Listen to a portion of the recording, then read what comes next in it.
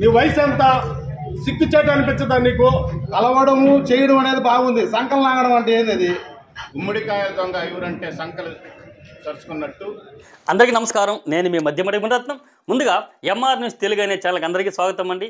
ఈరోజు వచ్చిన అప్డేట్లో భాగంగా శ్రీకాళహస్తిలో ఒకే పార్టీకి సంబంధించిన నాయకులు అనగా ప్రస్తుత ఎమ్మెల్యే బొజ్జల వెంకట సుధీర్ రెడ్డి మరియు శ్రీకాళహస్తి మాజీ ఎమ్మెల్యే ఎస్సీవి నాయుడు వర్గాల మధ్య మాటల యుద్ధం హోరాహోరీగా జరుగుతూ ఉన్నది.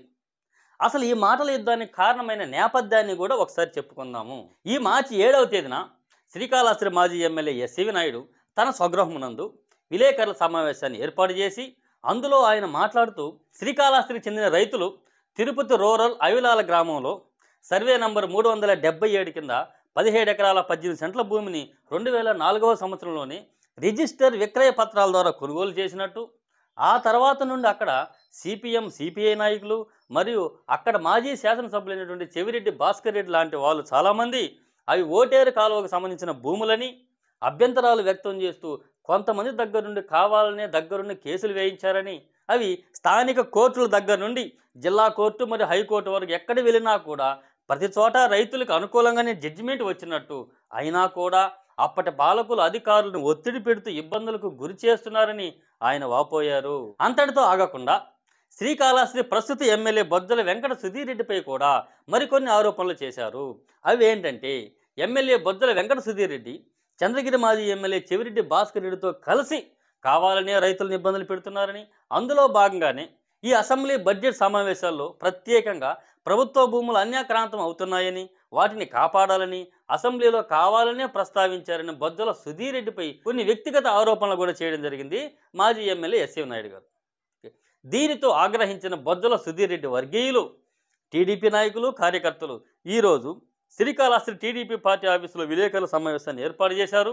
అందులో ఎస్సీవి నాయుడుని ఉద్దేశించి నాయకులు మాట్లాడుతూ, మీలాంటి వాళ్ళు బొజ్జల సుధీర్ రెడ్డిపై నిరాధారమైన ఆరోపణలు చేయడం సబబు కాదని, పార్టీలో ఉంటూనే తెలుగుదేశం పార్టీకి చెడ్డ పేరు వచ్చేలా ప్రవర్తిస్తున్నారని, తెలుగుదేశం పార్టీని కాళహస్తిలో బొజ్జల కుటుంబం 30 సంవత్సరాలుగా కాపాడుకుంటూ ఉందని, మీకు నిజంగా ఈ భూములపై సమస్యలు ఏమైనా ఉంటే ఎమ్మెల్యే దృష్టికైనా తీసుకురావాలి, లేదా అధిష్టానంలో చంద్రబాబు గారికైనా చెప్పాలి. అంతేగాని చంద్రగిరిలో ఉన్న వైఎస్ఆర్సీపీకి సంబంధించిన మాజీ ఎమ్మెల్యే చెవిరెడ్డి భాస్కర్ రెడ్డితో మా నాయకుడు కుమ్మక్కయ్యాడని ఆధారం లేని నిరాధారమైన మాటలు మాట్లాడితే మాత్రం మేము మా కార్యకర్తలు చూస్తూ ఊరుకోమని ఘాటుగా హెచ్చరించారు. చూద్దాం ఈ ఇరు వర్గాల మాటల తాకిడి ఏ స్థాయి వరకు వెళ్ళనుందో వేచి చూడాల్సిన అవసరం ఉంది.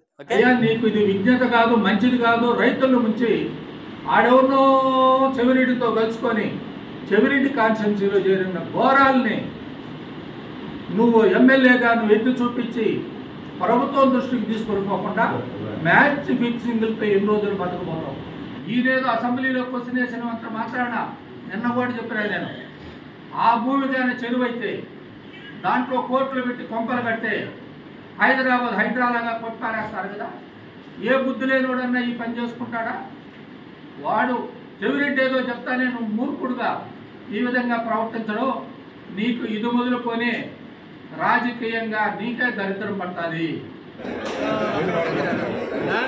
మీడియాలో మా స్థానిక ఎమ్మెల్యే శ్రీ బొజ్జల వెంకట సుధీర్ రెడ్డి గారి మీద మరియు కాంగ్రెస్ మాజీ ఎమ్మెల్యే అయినటువంటి ఎస్సీవి నాయుడు ఆయన నోటుకొచ్చినటువంటి పదజాలాలతో మరి ఎమ్మెల్యే గారి మీద లేనిపోయిన అబండాలు, నిరూపణలు లేనటువంటి వాటిలన్నింటినీ మాట్లాడడం జరుగుతూ ఉంది. ఎక్కడెక్కడ సబ్జెక్టులో తీసుకొని వచ్చాడు, తిరుపతి అంటాడు, తుమ్మలగుంట అంటాడు, ఎక్కడెక్కడో తీసుకొచ్చాడు. నీ హిస్టరీ ఎక్కడి నుంచి మొదలైంది అనేది కూడా ఒకసారి నువ్వు చూసుకోవాలి. సుధీర్ రెడ్డి గారు మరి మొన్న జరిగినటువంటి శివరాత్రి మహోత్సవాల్లో బ్రహ్మాండమైనటువంటి పేరు గడించింది. శ్రీకాళహస్తిలో ఉన్నటువంటి నియోజకవర్గ ప్రజలతో పాటు బయట నుంచి వచ్చిన వాళ్ళందరూ కూడా ప్రశంసలు పలికారు. మరి ఆయన మీద నువ్వు సంఖ నాకావు, అవి నాకావు, ఇవి నాకావు అని మాట్లాడటం చాలా దుర్మార్గమైనటువంటిది. ఒక్క పార్టీ అనేది ఏమన్నా ఉందా నీకు? నీ వయసు ఎంత? సిగ్గుచేట అనిపించదా నీకు? ఇటువంటి మాటలు ఇంకొకసారి మీరు మాట్లాడితే తెలుగుదేశం పార్టీలో ఉన్నటువంటి వాళ్ళు చూస్తూ ఉండరు. చంద్రగిరి చెవిరెడ్డి ఎవరు? బొజ్జల వెంకట సుధీర్ రెడ్డి ఎవరు? గౌరవనీయులు శ్రీకాళహస్తి శాసనసభ్యులు శ్రీ బొజ్జల వెంకట సుధీర్ రెడ్డి గారు శాసనసభలో ఒక భూమి అన్యాక్రాంతమవుతుందని 0 అవర్లో లేవనెట్టిన సందర్భంగా అది చంద్రగిరి కాన్స్టిట్యున్సీకి సంబంధించిన ఓటేరు చెరువు, అది కాళహస్తికి కూడా సంబంధం లేని విషయం. అయినా దాన్ని అన్యాక్రాంతమవుతుందనే ఉద్దేశంతో అసెంబ్లీలో చర్చించడం జరిగింది. మీ పేరు కానీ మీకు సంబంధించిన నాయకుల పేర్లు కానీ ఎక్కడ కూడా ప్రస్తావించట్లేదు. అయినా ప్రెస్ మీట్ పెట్టి బొజ్జల సుధీర్ రెడ్డి గారు పైన అనుచితమైన మాటలు మాట్లాడటము మీ విజ్ఞతకే వదిలేస్తుంది.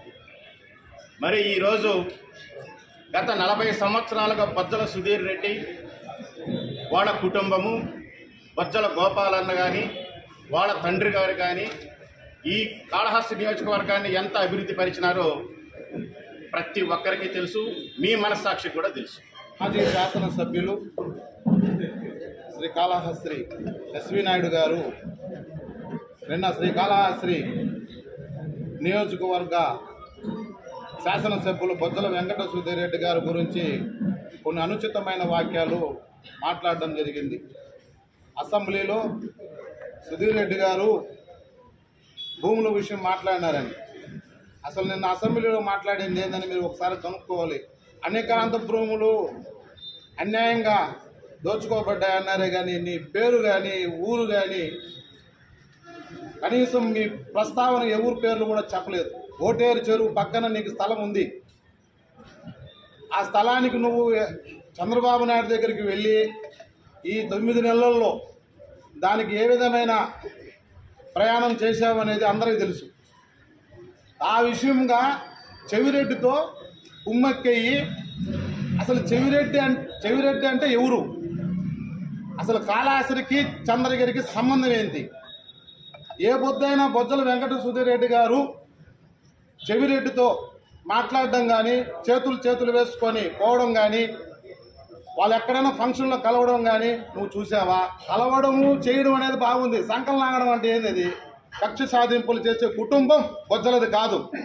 చంద్రగిరి చెవిరెడ్డి ఎవరు, బొజ్జల వెంకట సుధీర్ రెడ్డి ఎవరు? వాళ్ళిద్దరికి మ్యాచ్ ఫిక్సింగ్ అంటావు, తిక్కగా మాట్లాడతావు, ఏదేదో మాట్లాడతావు. నీ భూమి అక్కడ ఉంది. అది నువ్వు శాసనసభ్యులు బొజ్జల వెంకట సుధీర్ రెడ్డికి వచ్చి నాకు ఇలా అన్యాయం జరిగిందని చెప్పు. లేదు అతను చిన్నోడు, అతని దగ్గర నేనేదంటే అధిష్టానం దగ్గరకు పో. ఇక్కడ జరగకపోతే దిగుజాడు రాజకీయాలు మానుకొని మా సలహాలు తీసుకునేంత దిగజారుకోపోవద్దని మేము హెచ్చరిస్తున్నాం.